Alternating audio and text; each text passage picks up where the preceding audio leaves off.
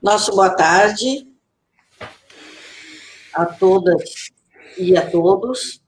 Nós estamos aqui em mais uma live promovida pela Associação de Juristas pela Democracia, Núcleo de Santa Maria, e hoje o assunto é um debate sobre o patrimônio histórico e cultural de Santa Maria.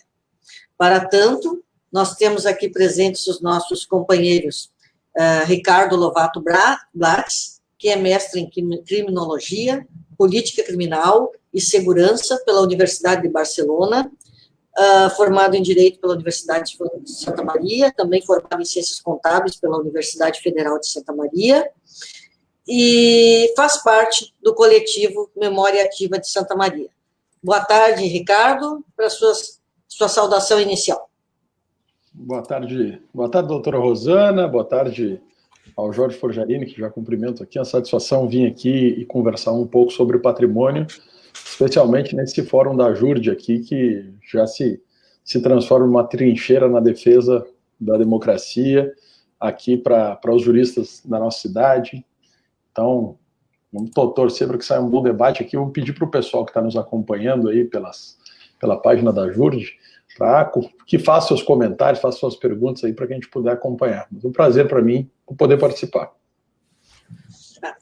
Temos também aqui o Jorge Forjarini, que é advogado, graduado em Direito pela UFRN, mestre em Ciências Sociais pela UFSM e doutorando em História pela UFSM, advogado militante na área de Direito Público. Boa tarde, Jorge, suas saudações. Boa tarde, doutora Rosana, boa tarde a todos os membros da JURD, melhor dizendo, boa tarde ao amigo dileto, prezado Ricardo Lovato Blatz, com quem tenho a honra de já ter trabalhado por bastante tempo, muitas experiências jurídicas juntos e, sem dúvida nenhuma, estamos em algumas empreitadas juntos e deveremos continuar juntos em alguns outros embates por aí. Muito me felicito de estar participando dessa live junto a vocês e espero que seja o mais produtiva possível. Tá certo. Então, nós vamos começar. Eu passo a palavra para vocês. Nós tivemos recentemente essa ação da Agari, que não sei se todos que nos assistem estão sabendo, e vamos ver o que podemos fazer nessa questão do nosso patrimônio. Por favor, podem ter a palavra. Eu acho que vamos começar essa conversa, porque tratou da Egari, né? Sabe que a defesa do patrimônio não é uma coisa fácil em lugar nenhum. Em Santa Maria não ia ser diferente, né?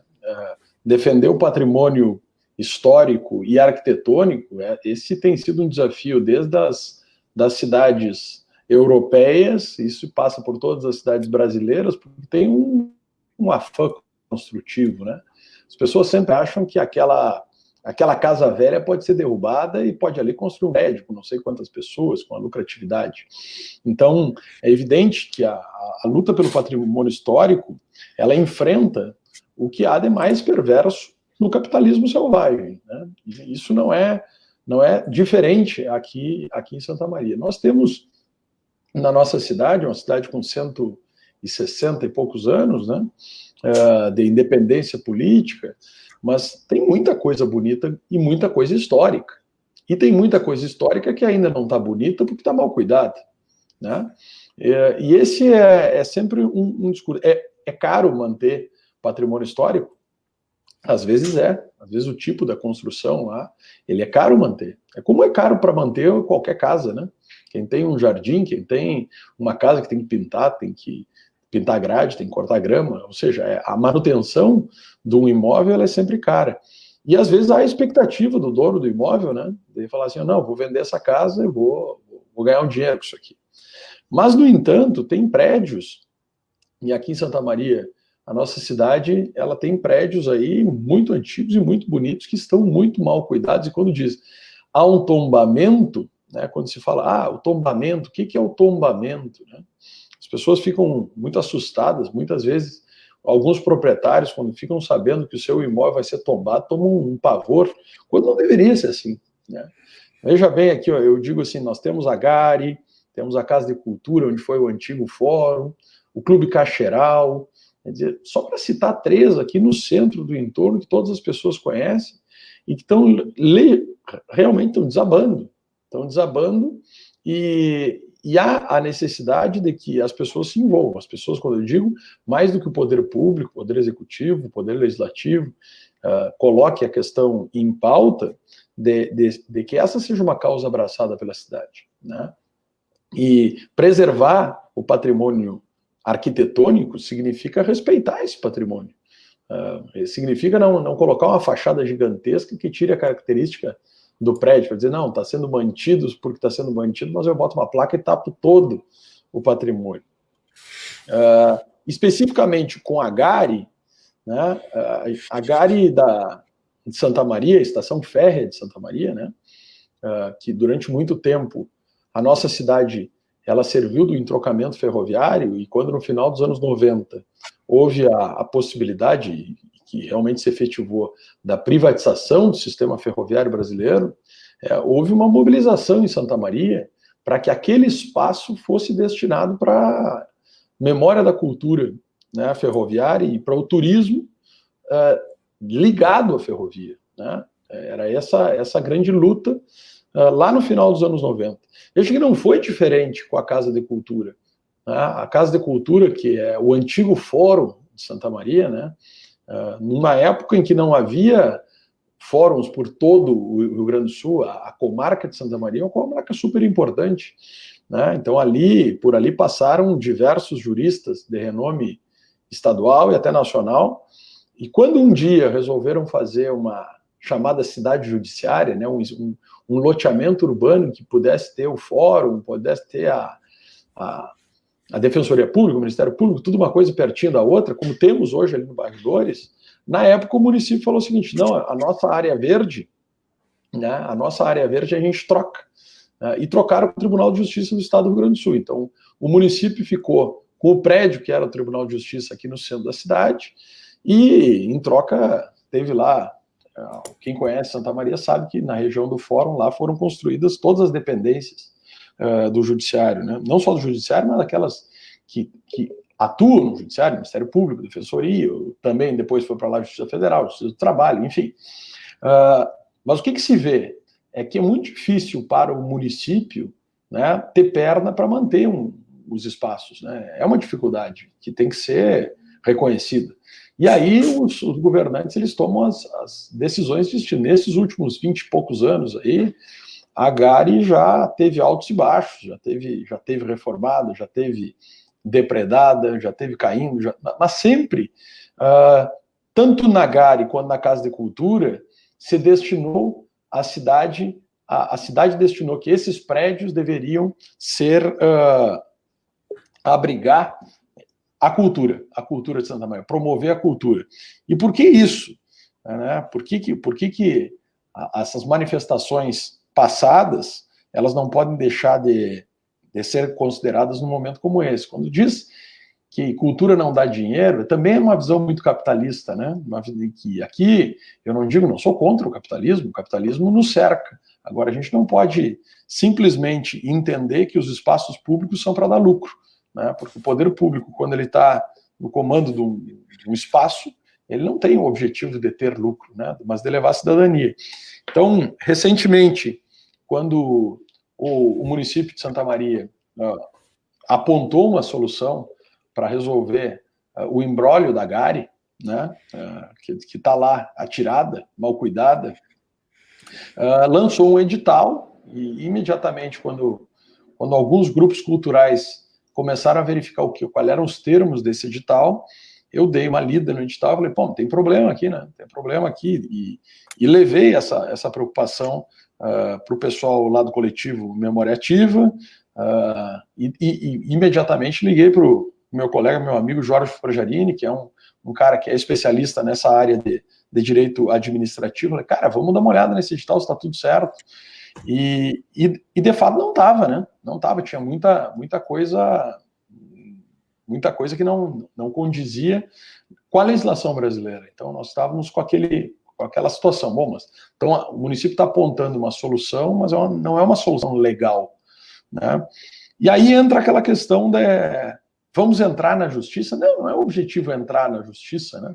O objetivo é alertar o poder público, né, para eventual irregularidade. Nesse sentido, foram feitas ali manifestações diretamente para a secretaria que estava a cargo do edital, que não as considerou bom. Aí a última alternativa é, bom, leva para o judiciário para apontar essas questões. O judiciário, lamentavelmente, acabou demorando muito, né? Acabou demorando muito, mas não é só nessas questões que o judiciário demora, né?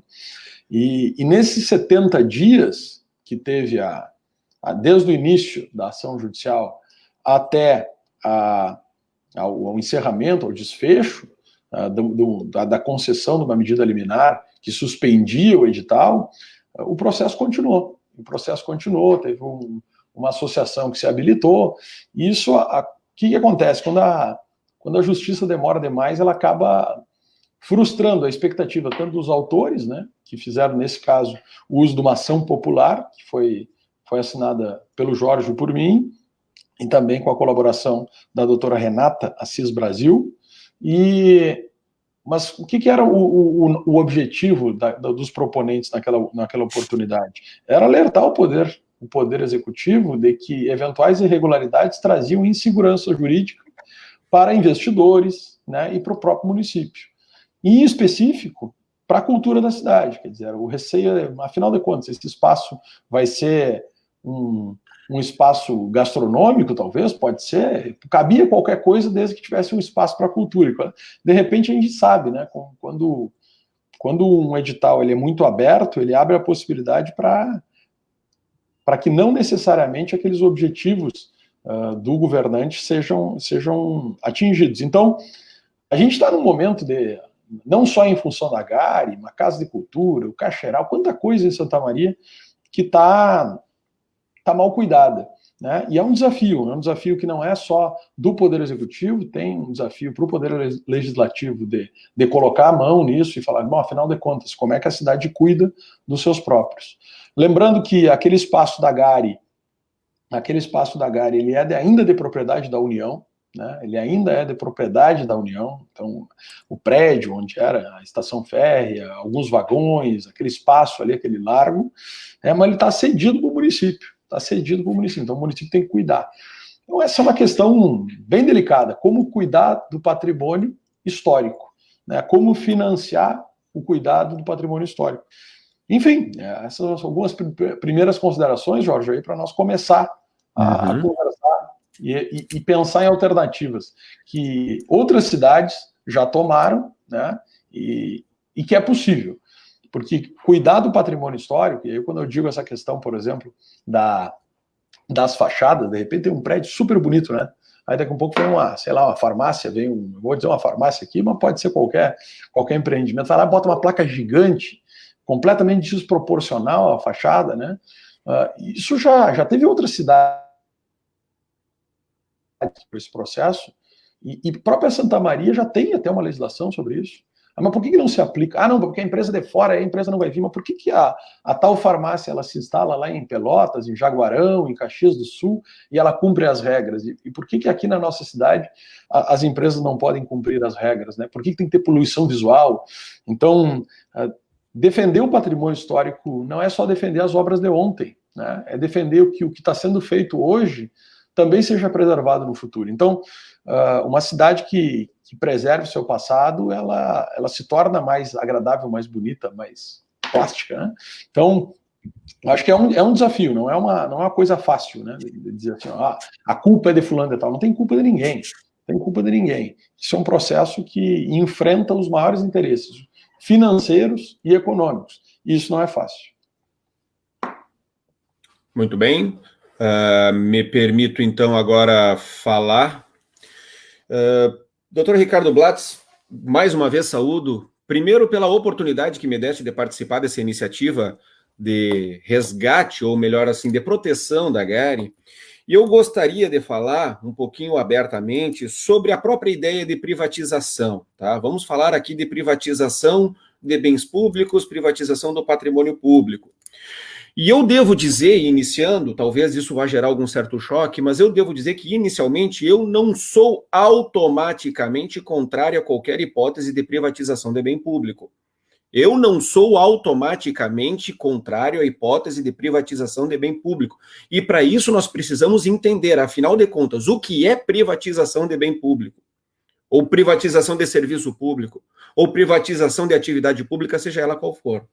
A privatização, ela pode se dar de diferentes maneiras, seja pela venda, seja pela concessão de bem público, seja pela simples permissão de utilização de bem público por um particular, ou seja simplesmente pela privação do público em geral de utilizar um bem público. E aí tem o primeiro ponto que nós devemos, nós, enquanto defensores do patrimônio público, a primeira coisa que nós temos que lutar contra. Nós temos que lutar contra a privatização tácita do patrimônio público. Como assim privatização tácita do patrimônio público? Senhores, no momento em que a Gari ela está abandonada, nós temos que ela está privatizada. Por quê? Porque alguém está lá usando. Alguém está lá utilizando. No momento em que nós temos, por exemplo, na Rua do Acampamento, nós temos aquelas fachadas de casas lindíssimas dos anos 40, dos anos 50, dos anos 60. No momento em que nós temos todas aquelas fachadas com aqueles letreiros ridículos, eu digo é ridículo, de farmácia, de consultório médico, consultório de dentista, de qualquer tipo de porcaria, nós temos uma privatização do espaço público. Por quê? Porque o espaço que deveria ser público, deveria ser para contemplação visual, ele acaba sendo privatizado por um cara que quer expor lá um bicho roxo, um animal roxo para vender roupinha de criança. Então nós temos uma briga generalizada em prol de espaço. Então o que nós temos? Nós temos aí a privatização, e nesse ponto eu sou contrário. Muitas vezes uma privatização formal, uma concessão, uma permissão ou qualquer outro instituto de privatização pode vir a ser aproveitável justamente para impedir essa privatização tácita que eu chamo, que é a privatização dada pelo abandono. No momento em que nós temos uma Gari, e a Gari está sendo consumida com drogadição, com tráfico de drogas, nós temos sim uma hipótese de privatização. Nós temos ali o que? A privação da utilização por parte da população daquele bem público. Então nós temos que aquele bem público está privatizado. O prefeito Valdeci de Oliveira foi ele quem estabeleceu o estacionamento rotativo em Santa Maria. Qual é o objetivo do estacionamento rotativo? Para mim, muito bom. É regular, privatizar em parte, formalizar a privatização do estacionamento para impedir que aquele cara lá, que vai trabalhar no centro, chegue às 8 da manhã, saia às 6 da tarde e passe o dia inteiro com aquele espaço ali ocupado. A gente sabe, algum tempo atrás, o prefeito Jorge Pozzobon esqueceu de renovar a licitação, vê se pode um negócio desse. Esqueceu de renovar a licitação, ficamos por 6 meses sem estacionamento rotativo, e foi um que aquilo. Por quê? Porque o espaço estava completamente privatizado, tacitamente, né, informalmente, por aqueles que chegavam lá antes, estacionavam os seus carros lá, deixavam de qualquer jeito, chega às 8 da manhã, sai às 10 horas da noite, e aí a população que se lixe, né? Vai procurar estacionamento lá na Borges de Medeiros para poder vir aqui no centro. É isso que acontece muitas vezes. Portanto, eu digo inicialmente que eu não sou automaticamente contrário a qualquer hipótese de privatização. Porém, a privatização, ela deve atender a desígnios que são públicos. Vamos pegar o exemplo da Gari e da aviação férrea, mas antes disso, vamos falar sobre aviação férrea. O que foi feito com a aviação férrea, com a rede ferroviária federal? A rede ferroviária federal, ela é altamente lucrativa. O empresário que está com ela está lá jogando confete para cima e dizendo: ó, que maravilha, funcionou a privatização da rede férrea. Para quem, cara pálida? Para nós? Certa feita eu vi um senhor, né, um senhor desses bem vividos, que passou a vida inteira mamando nas tetas do Estado, foi procurador do Estado, foi desembargador do Estado, foi tudo, e hoje é totalmente liberal contra o Estado. E o que ele dizia? Porque a privatização do celular foi uma maravilha e nos permitiu nós termos celulares que falam com o mundo inteiro. Eu falei para ele, então vai lá na Gari falar no celular. Vai lá no trem, pega lá no trem e tenta falar. Não pode, né? Por quê? Porque o trem acabou. Por quê? Porque privatizaram. O que eu quero dizer? A privatização, ela pode ser debatida? Pode. Ela deve ser debatida. E justamente por isso a privatização, ela exige uma licitação, coisa óbvia. Coisa óbvia. E quem contrata sem licitação comete ato de improbidade administrativa.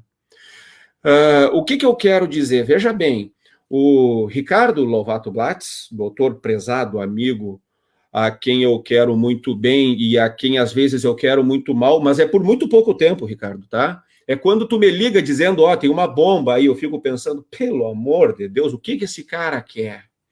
Mas sempre que o doutor Ricardo Blatz vem com esse papo de temos uma bomba, eu sempre penso no conceito de luta. Nós estamos no embate político, senhores. E não podemos chegar depois lá e dizer, luta, nós temos que lutar, e aí a gente luta no horário de folga do trabalho, quando dá. Não, luta não tem hora. A gente passa algumas madrugadas aí acordados, olheira, o doutor Ricardo vive tirando sarro, inclusive, das minhas olheiras, o Jorge está cansado, olha ali, acontece. Escrever aquela porcaria daqueles artiguinhos do diário lá toma tempo, dá trabalho, pois bem. O que eu quero dizer? Eu quero dizer que uma oportunidade de debater a privatização de bens públicos é justamente a partir das licitações. No momento em que você abre a licitação, a gente tem uma transparência com relação ao que vai ser privatizado e o que não vai ser privatizado. A gente sabe, está lá o edital, é público, é explícito. E nós temos que entrar nessas minúcias. Eu tenho inúmeros outros pontos para falar aqui. Eu não vou falar apenas de patrimônio histórico, vou falar também de patrimônio artístico, cultural. Nós temos a biblioteca pública. Nós temos o Museu de Arte, lá na Avenida Rio Branco. Nós temos uma série de outros equipamentos públicos que estão jogados às traças. Santa Maria já teve a possibilidade de ter o Parque do Jockey Club. Santa Maria já teve a possibilidade de ter o Parque Palotino, uma área que os padres palotinos doaram para o município de Santa Maria, com a condição de construírem um parque no prazo de 5 anos, e o município perdeu, porque não construiu um parque no prazo de 5 anos. E aí o que acontece? Olha que coisa mais paradoxal. Eu tenho inúmeros conhecidos meus, pessoas de dinheiro, pessoas um pouco mais velhas, que já estão com planos. Me aposentando, eu vou sair de Santa Maria. E com isso sai o quê? Sai um monte de divisa de Santa Maria. Por quê? Porque um dos indicadores de qualidade de vida é a residência de idosos. Idosos bem de vida, eles vão para onde? Vão para Gramado. Vão para Nova Petrópolis, vão para Canela, vão para Bento Gonçalves, Caxias do Sul, vão para Itapema, vão para Itajaí, Balneário Camboriú. Por quê? Porque Santa Maria não tem praça, Santa Maria não tem parque, Santa Maria não tem caminhódromo, Santa Maria não tem ciclovia, Santa Maria não tem biblioteca, não tem... O teatro tem, tá bom, mas daqui a pouco já inspira cuidados. Santa Maria não tem. Então, é isso que nós temos que ter cuidado. E são esses pontos que eu vou debater durante o resto da live. Quer falar alguma coisa, Ricardo, ou eu prossigo aqui? Não, acho que tem duas observações que eu queria tocar. Doutora Rosana, eu sei que aí não sou daqui do mediador, mas tem um monte de gente participando aqui. Mandar um abraço. A Jordana Moraes diz aqui, a própria Avenida Rio Branco, dos pontos mais importantes das cidades, as calçadas estão péssimas. O D'Artagnan Valdez já saiu aqui diz a Câmara de Vereador também está se degradando. O prédio, acho que ele fala do prédio da Câmara de Vereadores. Tá? O Paulo Roberto Campos diz o seguinte: dei aulas de dança para jovens na Casa de Cultura, Gari e no Bombril. Hoje não temos mais esses espaços culturais onde está a nossa cidade de cultura, que não temos espaço para as nossas atividades culturais. Também aqui o Luciano Gabi, artista, que diz aqui, ó, valorizar o patrimônio histórico das cidades é algo vital para a identificação e formação dos novos cidadãos, com o lugar onde viverão junto aos antigos e com o devido respeito aos que iniciaram essa história. Preservar nossa história é manter a nossa cultura viva. Isso aí. Então tem mais, depois a gente vai com mais algumas informações, algumas participações, mas o que a partir dessas tuas reflexões aí, Jorge, o que tem uma máxima, né? Diz que o preço para fazer um arroz soltinho, um arroz empaçocado ou um arroz queimado é o mesmo. O que difere é o capricho, né? Porque custa a mesma coisa. E o que se nota às vezes... E hoje o arroz está R$25 o saco de 5 quilos. É isso aí, um arroz queimado custa o mesmo preço do... Subiu assustadoramente. Né? Mas a defesa do nosso patrimônio histórico aqui em Santa Maria, ela é uma luta que não é de hoje, né? Eu estava fazendo uma reflexão aqui com um amigo, eu fiz parte do CONFIC, o Conselho de Defesa do Patrimônio Histórico, né? Em 2005, e lá naquela época já se falava da questão dos tombamentos, como é que se faz esse inventário dos bens a serem tombados, como é que faz a notificação, aí vai ter o dono, o proprietário do imóvel vai querer dizer que não é, aquilo ali não precisa ser tombado, porque dificilmente se encontram proprietários que digam, que legal, né? Eu tenho um bem histórico na minha mão, quero reformá-lo, quero mantê-lo, né? E aí daqui um pouco a gente falaste aí das fachadas, né? Das fachadas, por que tem que fazer um outdoor na frente de cada local. São Paulo passou por isso lá nos segunda metade dos anos 2000, né, que tinha o Cidade Limpa lá, foi uma briga, muitas empresas, mas todos se adaptaram, e hoje em São Paulo não tem mais essas fachadas grotescas, né, tem proporcional ao tamanho do prédio, né, proporcional, isso não altera em nada a venda. Então, preservar o patrimônio não é uma coisa fácil e não é uma coisa barata. Agora, o que se diz, na verdade, quando se quer privatizar? E aí que eu vou dar um exemplo. Não é fácil para ninguém, para nenhum poder público manter espaços. É complicado, tem que sair dinheiro, é complicado. Mas aqui, por exemplo, na Santa Maria, eu dou como exemplo, tu falaste aí do retorno da área dos palotinos, né? Mas isso o próprio município não tem controle dos seus próprios, né? E de repente acaba assumindo responsabilidades. Mas para o cidadão, aquele patrimônio que era público, e tanto faz se era da União, do Estado, do município, não é possível que a União, o Estado e o município não consigam se acertar e dizer, isso é para cá e para lá. Agora, fica esse jogo de empurra, de dizer, não, tira, é a União dizendo assim, larga para o município que eu fico fora dessa incumbência de cuidar. Né? Isso que é muito complicado. E daqui a um pouco vem, na privatização, a forma de entregar para a iniciativa. Entrega para a iniciativa privada aquilo que não está sendo cuidado. E aí, liquida. Quer dizer, vai deixando degradar, para depois vender por meia dúzia de pataca. Assim aconteceu com as estradas do Rio Grande do Sul. Vamos dizer, a estrada não dá lucro? Mas por que não dá lucro?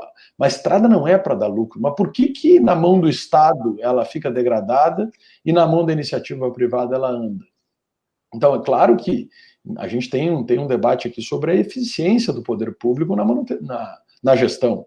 Eu acho que tem um problema grave de eficiência da gestão pública, né? Isso não é o município de Santa Maria, não é o Estado do Rio Grande do Sul. No Brasil inteiro nós temos esse dilema, né? Agora, como fazer com que essa prioridade da defesa do patrimônio seja colada no desenvolvimento da cidade? Né? É com planejamento duro. Né? Pensa bem assim, nos anos 60, Jorge, quando a Universidade Federal de Santa Maria foi criada, alguém lá falou assim, quem sabe a gente cria um plano diretor para ver como é que vai crescer esse campus. Né? E o campus está crescendo ordenadamente há 60 anos. Né? Quer dizer, e a cidade de Santa Maria ainda não cresce ordenadamente. Né? Não cresce. Agora, se daqui a um pouco alguém vai dizer assim, não, é o seguinte, esse planetário aí, nós vamos fazer o seguinte, tira esse planetário, porque isso aqui não serve para nada, vamos construir um prédio aqui, porque... Não é assim. né? Quer dizer, uma cidade, ela tem suas referências também na arquitetura e também por quem passou por determinados prédios, né? Quer dizer, tem história para contar, e não é barato, não é fácil. Especificamente quanto a Gari, ali hoje, esse é um espaço da cultura de Santa Maria, ele é um espaço democrático central, né? Hoje ocupado ali por alguns ateliês que eles mesmos mantêm os prédios. Ali nas fuças da Guarda Municipal já teve algumas depredações em horários que não tem ninguém ali cuidando, porque não é possível também que conjuntos e coletivos culturais ali, são artistas que têm um espaço garantido para produzir arte, né? Quer dizer, isso é muito importante. Então, quando se diz, não, entrega isso aqui para os restaurantes, entrega isso aqui para não sei o que lá, me parece que essa entrega é sempre de alguma coisa que é muito valiosa. O Estado não está entregando o que não está valendo nada, né? Mas muitas vezes o Estado se utiliza dessa depredação, né, para entregar mais barato, para como quem diz, deixa eu me livrar disso aqui. Assim faz de propósito, né? Na verdade, mas vamos deixar sucatear bastante, o serviço ser ineficaz, e aí nós temos uma desculpa para privatizar, para entregar. Na verdade, isso é muito comum, né? Isso aí é sabotagem na administração pública. A sabotagem, ela acontece em relação a equipamentos públicos e ela também acontece em relação a serviços públicos. Se a gente for ver o que acontece nos Correios hoje, é nitidamente isso. Os Correios, até pouco tempo atrás, eles eram superavitários e eles eram um modelo mundial de capilarização, os Correios, né? Hoje são deficitários, quer dizer, já não são mais, já voltaram a ser superavitários, mas ainda enfrentam sérios problemas de capilarização, de logística e assim sucessivamente. Agora, o que nós devemos cuidar, Ricardo e doutora Rosana, olha só, um dos conceitos que eu tenho de publicização, de espaço público, eu acho que um dos indicadores com relação ao grau de publicização de um bem público é justamente a quantidade de pessoas que frequenta, a quantidade e a variedade também de pessoas que frequentam aquele espaço público. E aí eu vou fazer uma provocação a vocês. E vou fazer uma provocação a todos os que estão aqui nos assistindo. Quem de nós foi na biblioteca pública nos últimos 3 anos? Quem de nós foi no Museu de Arte Moderna nos últimos 3 anos? Eu fui.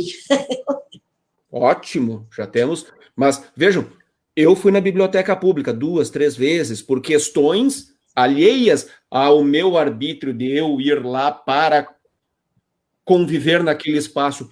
Por quê? Porque é um espaço em que ele não é tornado público pelo próprio poder público. O que eu quero dizer? Ele é um espaço estatal, mas ele não é público. Então, o que eu acho? Eu acho que isso pode fazer com que a própria população média não sinta a falta da privatização dele. Daqui a pouco vão vender a biblioteca pública, ou vai cair a biblioteca pública, e a boa parte da população vai dizer, não servia para nada mesmo. Assim como acontece com a Gari. O que o pessoal quer com a Gari hoje? O pessoal quer ir lá tomar chopp. O pessoal quer ir lá comer entrecô com provolone em cima, quer restaurante. Exatamente, André tem toda a razão. O horário é ruim para o trabalhador e não tem eventos lá dentro. A biblioteca é um espaço nobre. É de fácil estacionamento, é perto do centro, tem um saguão muito grande, tem uma acústica boa, tem espaço para fazer coquetel, para fazer sarau literário, para fazer isso. Agora, tem que ter alguém que organize tudo isso. Então, isso é cultura que não preserva a cultura. Oi? Cidade de cultura que não preserva a cultura. Mas aí que tá, nós precisamos entender que isso deve partir de nós também. E aí entra uma outra luta minha, né? Nós estamos falando de quê? Estamos falando de política, né? Eu até vinha comentando antes. Política é luta pelo poder, né? Então, para a gente poder dar uma utilização, para a gente poder tornar esses bens efetivamente públicos, nós precisamos ter poder em mãos. Eu não digo especificamente o poder lá do prefeito, não. Poder pode ser moral. Quando eu falo em poder moral, eu falo de credibilidade, inclusive, para a gente chegar lá para o cobrador de ônibus, porque é esse cara que eu acho que nós temos que chegar. Nós temos que chegar lá no cobrador de ônibus, nós temos que chegar na enfermeira do hospital, nós temos que chegar no mecânico, nós temos que chegar no povo e convencer o povo de que o bem público é essencial. Quando eu e o Ricardo entramos com a ação, quando saiu a liminar, eu me prestei a entrar ali no site da Rádio Membuí para ver os comentários.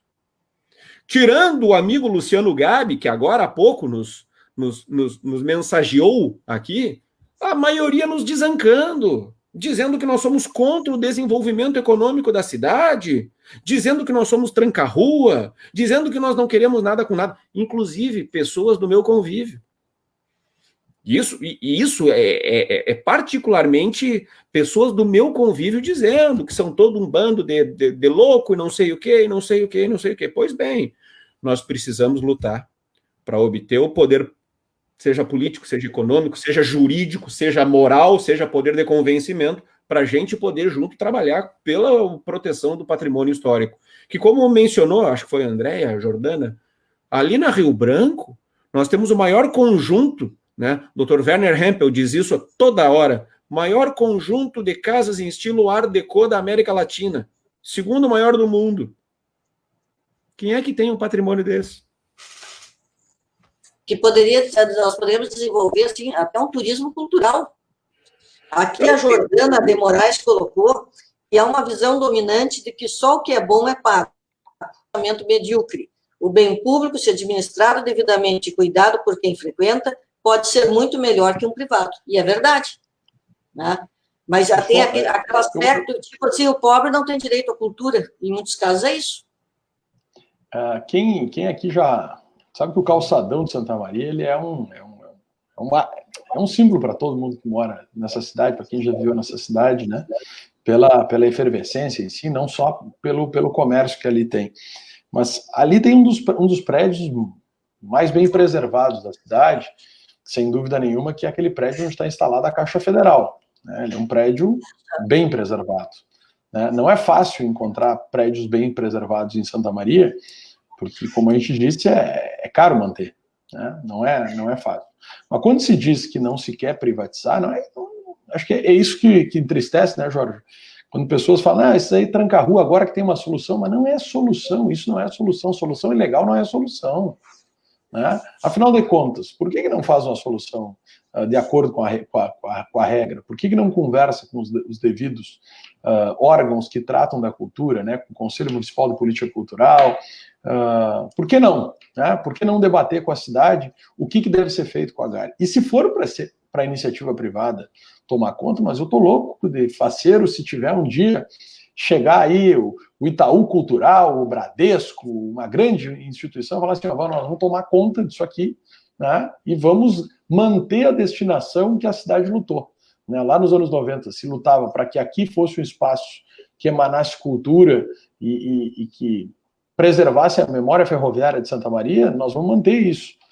Aí tudo bem. Agora, quando, de repente, tem um prédio muito bonito, mas lá dentro está vendendo souvenir, está fazendo, como diz o Jorge, um filé com queijo provolone, né? Aí perde um pouco o sentido. Claro que é melhor um prédio preservado, sempre é bom um prédio preservado, mas mesmo que venda filé com queijo provolone, né? Mas hoje nós estamos num desafio que é mais ou menos o seguinte, o que será do Clube Cacharal? Aquele prédio do Clube Cacharal, né? O que será dele? Né? Eu debutei no Clube Cacharal. Quem passa diariamente ali, doutor, quem passa ali, dá uma olhada naquele hall da entrada ali, né? Muito mal cuidado, umas correntes, porque senão já está sendo depredado. Né? E assim tem sido, a cidade está assim. Né? Deixando que as coisas aconteçam e criando soluções que não são soluções. Então, especificamente quanto ao prédio da GARI, a essa licitação, que não foi licitação, essa chamada pública, que foi considerada liminarmente pela Justiça Federal de Santa Maria como ilegal, e por isso suspendeu o processo, é de falar assim, cara, é possível fazer um processo licitatório que permita que a iniciativa privada assuma esse local, que se garanta que a cultura seja o principal foco do prédio ou não, ou isso é irrelevante. Então, para que isso aconteça, tem que ter uma discussão aberta, tem que ter uma discussão bem aberta. Agora, me preocupa mesmo, doutora Rosane, Jorge, quem nos assiste agora, mandar um abraço aqui também para o Ademar Posati, a gente está assistindo, belo bate-papo. O que acontece? Quando uma cidade acaba verificando que tudo, nada presta, e quantas vezes eu já ouvi, que vem esse pessoal do patrimônio histórico aqui defender Casa Velha? Não é defender Casa Velha, não é defender Casa Velha, é defender que a nossa memória seja preservada e que a memória de hoje seja preservada para amanhã. Eu acho que é isso que é mais importante. Ninguém quer se eternizar através de um prédio, mas a memória se eterniza também através da arquitetura, né? Então, eu acho que Santa Maria tem prédios lindos, tem agora, eu acho que eram 125, né? Os 135 os prédios que tiveram esse tombamento prévio, agora recentemente, né, que estão sendo inventariados pelo poder público, as pessoas estão sendo notificadas, para daí sim sair o tombamento definitivo. Agora, é necessário também, e isso passa pelo poder público municipal. Quando eu digo poder público municipal, não é só o prefeito, não é só o secretário, né? Esse processo da GARI aqui é um verdadeiro escárnio, porque está sendo tocado pela Secretaria de Desenvolvimento, Turismo e Inovação. Tipo, cadê a Secretaria de Cultura para isso? Né? Ricardo, eu queria fazer também uma abordagem. Eu não tenho nada contra vender entrecô com provolone lá na GARI. Por mim, podem vender. Porém, nós devemos entender uma coisa em Santa Maria. No momento em que abre um restaurante, potencialmente, eu falei potencialmente, não automaticamente, né? É uma possibilidade de fechar outro. Então, assim, ó, vamos abrir lá para botar restaurante, vai gerar emprego? Desculpa, mas não. Não vai. Então lá tem que ser para um espaço diversificado. Vamos pensar, nós, tá? Aqui em Santa Maria da Boca do Monte, não em tempos de pandemia, em tempos normais, queremos fazer alguma coisa numa sexta-feira à noite. Quais são as opções?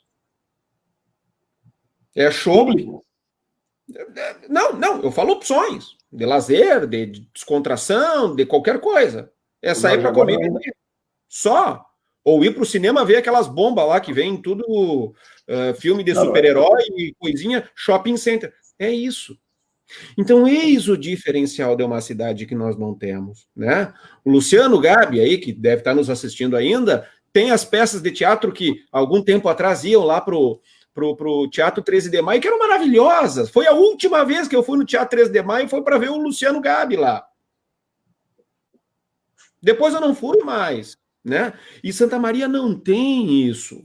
Santa Maria não tem diversidade. E aí a gente vai abrir lá e fatalmente vai fechar outro restaurante, seja ele qual for. É isso que nós não estamos nos preocupando agora. E o espaço público, como bem mencionou, ele não precisa ter lucro. O espaço lucro ele serve para agregar, ele é um equipamento público, ele serve para trazer à população uma maior diversidade, maior, seja lá o que for. E dá para colocar lá também espaços públicos para órgãos públicos, para atuar lá, para funcionar lá. Mas, claro, nós precisamos ter uma compreensão por parte da sociedade do quanto isso é importante. E eu acho que é aí que nós estamos perdendo o nosso terreno, né? Por quê? Porque a gente não está se fazendo entender. A gente não está chegando no público-alvo, que é quem vai tomar a decisão. A gente precisa chegar lá no caixa do supermercado. Deixa eu fazer uma pergunta aqui, porque a gente fala, quando eu falava da democracia, né, da democratização das decisões, né, cada vez mais o sistema público ele depende menos de uma decisão monocrática, né, uma decisão de um sujeito, né, que lá o prefeito, porque o prefeito quer, porque o secretário quer, porque alguém quer. Né, isso é ruim para toda a sociedade. Então, Santa Maria hoje tem uma legislação avançada que foi aprovada por esse próprio governo, né, instituindo aí o o Sistema Municipal de Cultura, que é um sistema... O que é um Sistema Municipal de Cultura? É alguma coisa que se organiza, né? O sistema, ele tem um sistema, né? Que não é só a secretaria, ele envolve também um Conselho Municipal de Política Cultural, né? Que vai ouvir os diferentes setores, seja o pessoal do teatro, o pessoal das artes visuais, o pessoal da dança, né? Tanta gente que participa para discutir para onde vai a política pública, né? Então, quando a gente fala Nagari, e tem que rememorar essa luta antiga, né? Da sociedade de Santa Maria. Na época das privatizações, lá veio o então ministro dos Transportes, Eliseu Padilha, junto com o então prefeito municipal, Oswaldo Nascimento, falaram assim, não, privatiza tudo, mas garante que esse espaço aqui, ó, seja destinado para a cultura. Isso não foi à toa, isso não foi de graça, né? Muita gente foi para a rua, naquela época, para garantir que isso acontecesse. Agora, não pode vir um determinado governo ou um determinado político e dizer, não, nada disso vale. Nada disso vale, sem falar com ninguém. Pode até ser que sim, né? Pode até ser que sim, falasse assim, ó, não, vamos ouvir o Conselho Municipal de Política Cultural, vamos ouvir o CONFIC, vamos ouvir os vereadores, vamos abrir audiência pública, vamos conversar com as outras pessoas, que, de repente, pode ter sido uma decisão equivocada lá atrás. Agora, não pode ser no peitaço, né? Não, e tem um outro detalhe aqui agora. Eu vou sair, inclusive, desse aspecto de mérito, né, do absurdo que é essa privatização da maneira como foi colocada, e eu vou entrar na questão legal. E eu vou entrar na questão legal, vou tentar abordar de uma maneira bastante didática, inclusive para que cada um saia daqui apto a discutir com quem vem encher o saco e dizer, não, cara, tu tá errado. Porque é isso que nós precisamos de convencimento.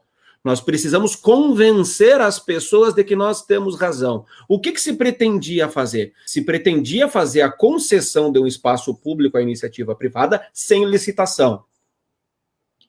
Eu posso citar, olha, não caberia nas minhas duas mãos, a quantidade de políticos que eu conheço, políticos de boa cepa, que morreram prejudicados em função da falta de uma licitação. Por que eles agora podem? Por quê? Inclusive, situações anteriores envolvendo a própria Gari. Vou preservar o meu sigilo profissional e não vou mencionar nomes nem nada. Mas situações aberrantes. E agora fazem sem licitação. Questões agora obscuras.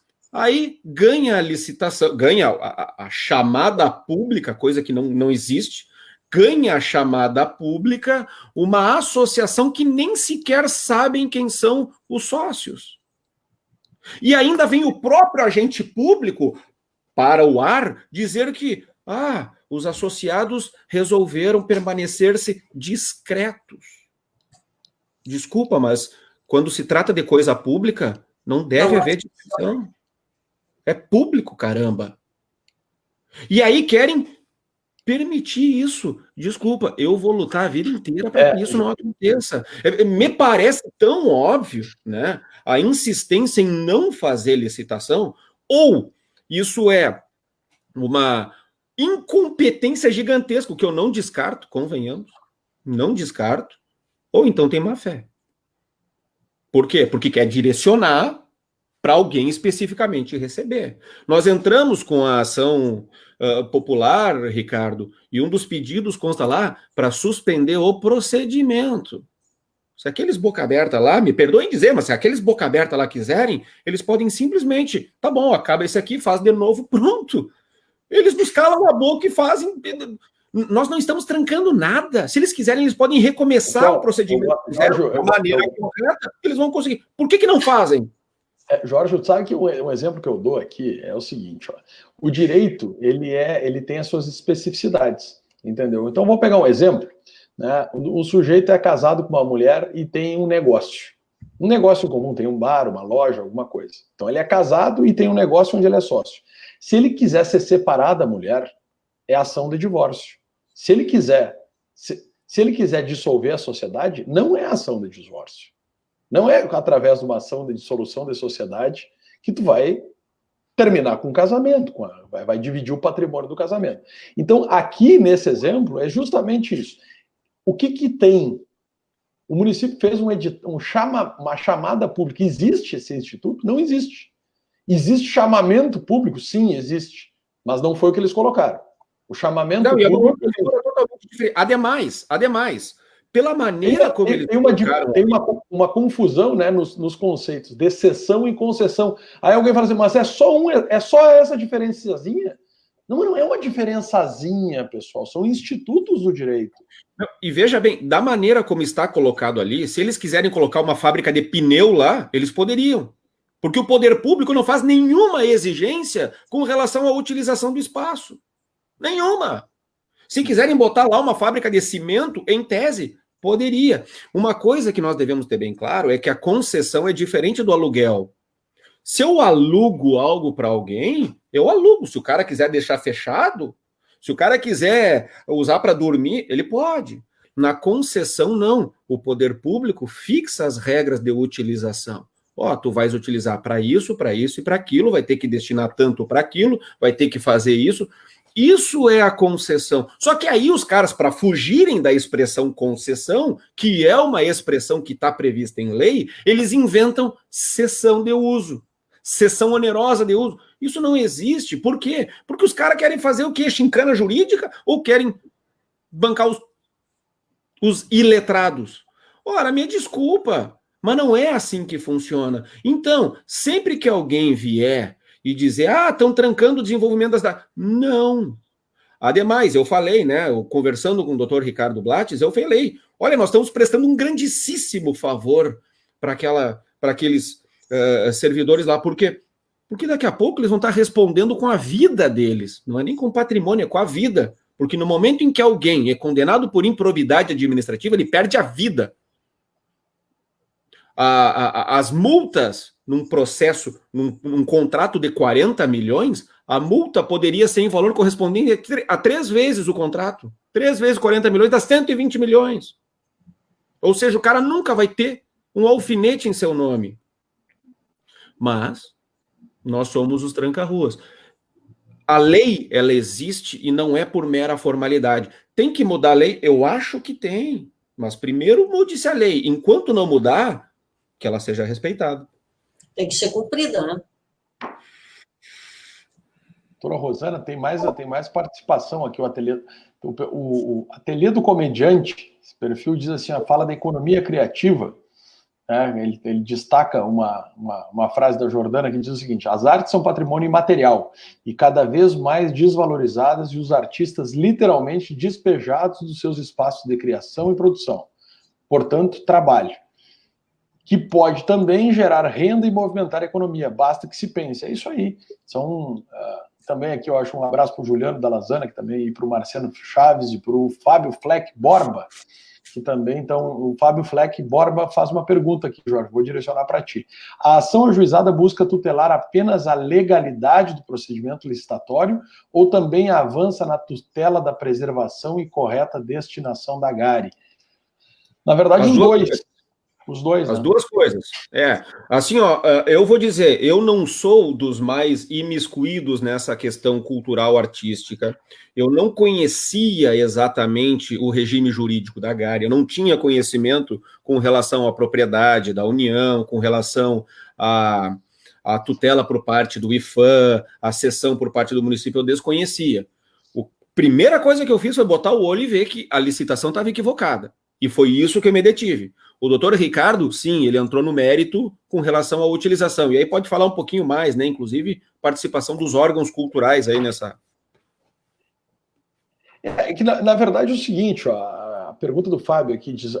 Tinha essa questão formal, né, da legalidade do procedimento, tá? Mas a tutela da preservação era isso, quer dizer, o edital, vamos lembrar, então, a área da GARI, ela é de propriedade da União, né, ela foi repassada para a União, especificamente agora o IFAM, que está sobre a tutela, né, e cedida, não é concedida, cedida ao município de Santa Maria, então, o município que toma conta, né, a propriedade ainda é da União.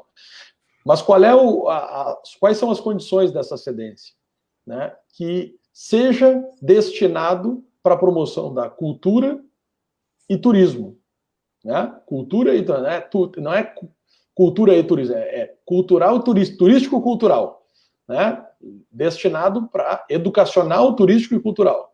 O turístico cultural tem hífen, ou seja, não é um turismo qualquer, é um turismo cultural. Tá? Então, o que tinha no edital ali? O edital dizia que tinha que manter um espaço para a preservação da cultura. Bom, mas aí abre um leque gigante, daqui a pouco o cara deixa um muro ali e diz assim, ó, pendurem os quadros aqui, isso aqui é cultura. Né? Pendurem os quadros aqui que tem cultura, tem um muro, né? Tem um muro para fazer grafite aqui, é cultura. Tá? Tem um palco para alguém cantar, é cultura. E não, quer dizer, a atividade principal ela tem que ser para promoção da cultura. Então, acho que isso acontece. Ricardo, isso aí... Para acesso a todos, a toda a população. Mais recursos e com menos recursos, né? Eu confesso que isso me preocupa um pouco e isso vai entrar na nossa esfera de luta. Por quê? Porque nós temos também que ser propositivos, né? O que é cultura? O que dá para usar? Um outro equívoco crasso daquele edital lá foi que, analisando os documentos de cima para baixo, eu não sei nem sequer qual é a área concedida daquilo, porque não é claro. Senhores, aquele edital era uma zona, uma bagunça, uma esculhambação, não tinha como não impugnar aquilo. E claro, era justamente isso que cerceava muitas empresas de participar. Tá bem, mas nós temos que ser propositivos para efeitos de convencimento. E vejam só, se nós entrássemos na justiça alegando exclusivamente a questão de mérito, a utilização cultural, eu tendo a crer que juiz nenhum daria liminar. Por quê? Porque, me desculpem, mas eu não consigo imaginar juiz indo a teatro. Eu não consigo imaginar juiz preocupado com cultura. Eu consigo imaginar juiz, com devido respeito, eu consigo imaginar juiz comendo entrecô com queijo provolone e molho ao pesto. Isso eu consigo imaginar. Agora, então, nós temos que convencer a população, e inclusive a população de baixa renda, de média renda, inclusive de alta renda, a elite do Poder Judiciário, do Ministério Público e tudo mais. Por quê? Porque isso é poder.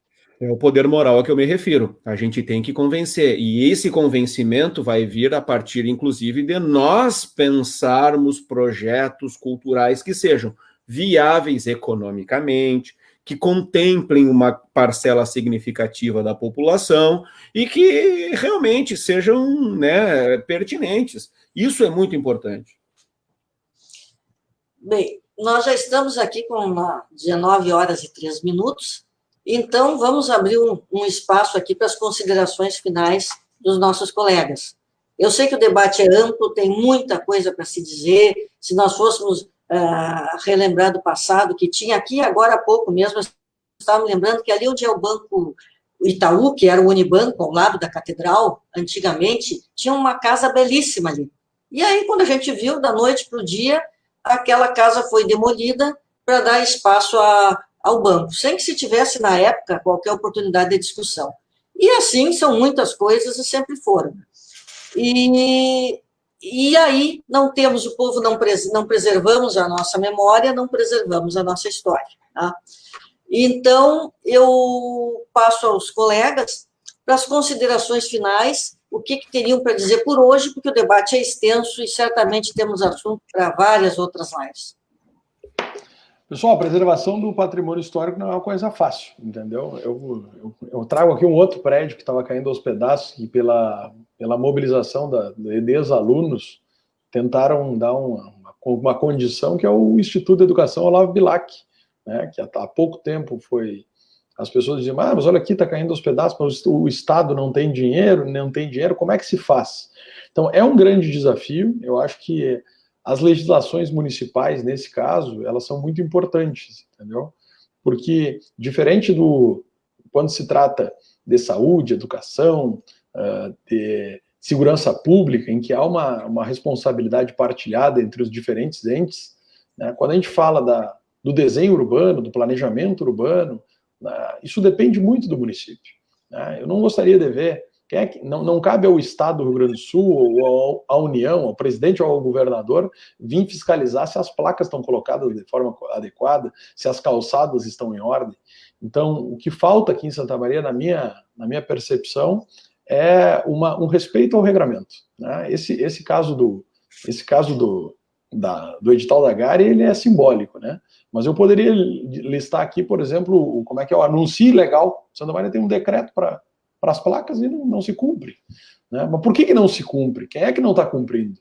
É o cidadão que está botando uma placa bárbara? Não, são pequenos empresários ali que estão dizendo, mas o meu vizinho bota, eu vou botar maior, né? E está ficando... E tem um outro projeto que fala das calçadas. Vamos padronizar a calçada. Mas que moral que tem o município para cobrar calçada se o calçadão não tem calçada, pessoal? Se o calçadão não tem calçada, se aquela parada de ônibus lá no prédio, aquela parada gigante de ônibus que tem lá perto do Colégio Centenário, né? Num prédio, num terreno que é da prefeitura, que é aquele que era destinado à USE, que agora até teve um convênio, um contrato com o SESC, aquilo não dá para andar. Então, de que maneira que o poder público tem condição de exigir do cidadão para que cumpra a regra? Eu acho que esse é o nosso grande desafio, né? Regras não faltam. O que falta é realmente o cumprimento dessas regras. Então, enquanto a cidade não se sentir assenhorada da sua legislação e entender que aquilo é fundamental para o seu desenvolvimento, vai ficar muito difícil.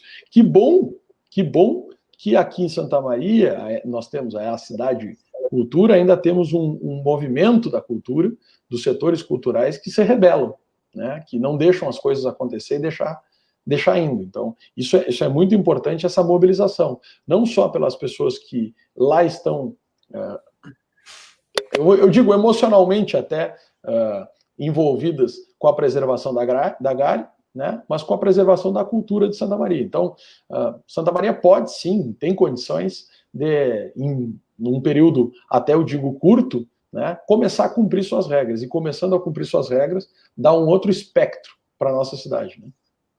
É isso aí, mano, valeu. E como é consideração final, eu falo assim, é sempre muito bom ouvir o Jorge, né, e falar com o pessoal da Jurge aqui. Muito obrigado, doutor Ricardo, obrigado, doutora Rosana, obrigado a todos que mandaram mensagens, algumas muito gentis, mais gentis do que eu mereço. A luta pelo patrimônio histórico, artístico, não deve se resumir à Gari, né? Agora nós estamos falando da Gari, mas nós devemos nos antecipar e já falar da Biblioteca Municipal, que é linda, que é bonita, ela é bem localizada, ela tem uma estrutura adequada. Nós também temos que tratar do Museu de Arte Moderna, desculpa, até não me lembro o nome, mas para isso nós precisamos conhecer, para ir lá, saber como é que está a situação, né? Nós precisamos nos apoderar desse bem que é público, desse aparato que é público, e a partir daí nós devemos nos mexer para dar utilidade, para ver se acontecem saraus literários, para ver se acontecem exposições de arte. Como é que faz para ter uma exposição de arte lá? Como é que faz para ter um sarau literário, uma peça de teatro, um monólogo ali na biblioteca, tem um hall grande ali embaixo, bonito, etc. Um monte de coisas é possível de acontecer, mas nós precisamos nos apoderar disso aí tudo. É demorado, é chato, é lento, a gente ouve desaforo, a gente dorme chateado, mas é luta, né? É isso. Patrimônio público é nosso, né? É do povo, e o povo deve tomar conta e exigir das autoridades que cumpram com a sua parte. Olha aqui, ó, deixa eu interromper para ler essa mensagem aqui do Roberto Chagas, que é um artista que trabalha ali junto à Gari, né? Diz o seguinte, ó: aproveitamos para noticiar que a Gari foi completamente arrombada e está vandalizada no sobrado para a parte dos fundos.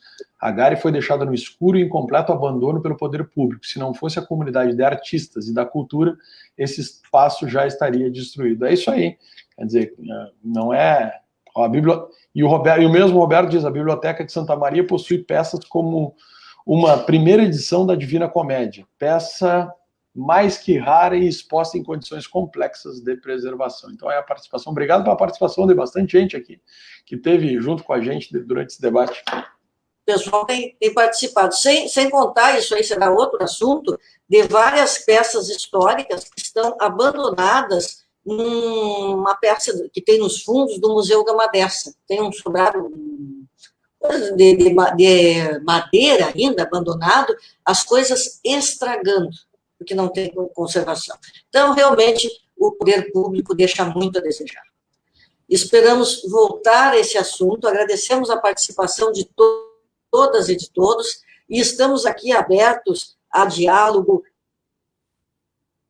A AJURD, todos podem, nós temos a nossa página no Facebook, a AJURD Núcleo de Santa Maria, temos o e-mail ajurdsm@gmail.com, e aceitamos sugestões e estamos prontos a colaborar. O que é público é do povo. Muito obrigada a todos, uma boa noite agora a todas e a todos, e aos queridos Jorge e Ricardo. Muito obrigada. Boa noite para todo mundo.